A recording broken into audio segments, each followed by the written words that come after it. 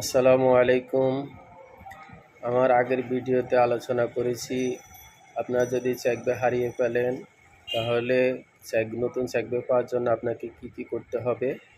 এখন আমরা আলোচনা করব আপনি যদি চেক বই হারিয়ে ফেলেন ওই চেক বই দিয়ে আপনার কি ক্ষতি হতে পারে, অর্থাৎ আপনি কি ক্ষতির সম্মুখীন হতে পারেন এই বিষয়ে এখন আলোচনা করব। আপনি প্রধানত ৩টি ক্ষতির সম্মুখীন হতে পারেন। একটা হচ্ছে আপনার আর্থিক ক্ষতি হতে পারে, আইনগত জটিলতায় পড়তে পারেন এবং আপনার সম্মানহানি করতে পারে। 1881 সালের নেগোশিয়েবল ইনস্ট্রুমেন্ট অ্যাক্ট অনুযায়ী, অর্থাৎ 1881 সালের একটা আইন আছে। এই আইন অনুযায়ী যদি এই চেক ব্যবহার করে কেউ কোনো জালিয়াতি করে তাহলে ক্ষতিপূরণ এবং শাস্তি উভয় হতে পারে এবং আইনগতভাবে চেকে থাকা অর্থের পরিমাণ বা তার ৩ গুণ পর্যন্ত জরিমানা এবং ১ বছর পর্যন্ত কারাদণ্ড হতে পারে যদি অপর্যাপ্ত তহবিলের কারণে চেকটি বাউন্স হয়। 1881 সালের নেগোশিয়েবল ইনস্ট্রুমেন্ট অ্যাক্টের 138 ধারাতে বলা আছে অপর্যাপ্ত তহবিলের কারণে কোনো চেক যদি বাউন্স হয় তাহলে এটি ফৌজদারি অপরাধ হিসেবে গণ্য করা হবে, অর্থাৎ আপনি একটি ফৌজদারি মামলার সম্মুখীন হতে পারেন, ফৌজদারি মামলা খাইতে পারেন। অতএব সাধু সাবধান।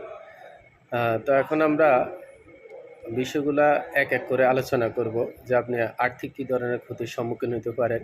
১ নম্বর হচ্ছে আর্থিক ক্ষতি, যেমন চেকের মাধ্যমে হওয়া লেনদেন আপনার বন্ধ হয়ে যেতে পারে। যদি চেকের মাধ্যমে কোনো জালিয়াতি হয় তবে মোটা অঙ্কের টাকা হারানোর আপনার ঝুঁকি থাকে। ২ নম্বর হচ্ছে আইনগত জটিলতা, যদি আপনার চেক ব্যবহার করে কোনো অবৈধ লেনদেন হয় তবে আপনার বিরুদ্ধে আইনি ব্যবস্থা নেওয়া হতে পারে। এমনকি চেকের মাধ্যমে বড় আর্থিক ক্ষতি হলে আপনাকে জরিমানা এবং কারাদণ্ড পর্যন্ত ভোগ করতে হতে পারে।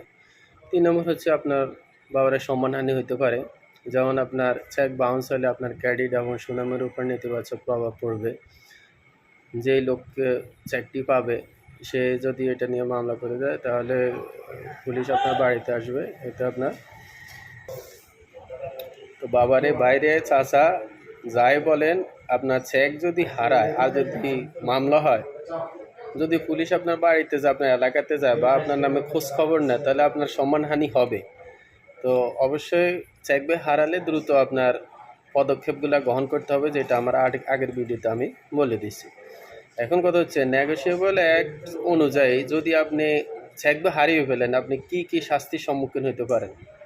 আপনি আইনগত কোনো ব্যবস্থা গ্রহণ করেন নাই, ব্যবস্থা না গ্রহণ করার কারণে আপনার আইনগত যে শাস্তি হইতে পারে, ১ নম্বর হচ্ছে আপনার জরিমানা হইতে পারে। চেকে উল্লিখিত অর্থের পরিমাণে ৩ গুণ পর্যন্ত আপনার জরিমানা হইতে পারে যদি আপনার চেকটি বাউন্স হয়। যদি যে চেক নিয়ে আসছে সে যদি দেখে আপনার অ্যাকাউন্টে টাকা নাই, সে এখান থেকে একটা রিটার্ন স্লিপ নিয়ে নিল ব্যাংক থেকে, তারপর দিয়ে আপনার নামে মামলা করে দিল। ২ নম্বর হচ্ছে আপনার কারাদণ্ড হইতে পারে, ১ বছর পর্যন্ত আপনি কারাদণ্ড জেলখানাতে পৌঁছে মরতে পারেন।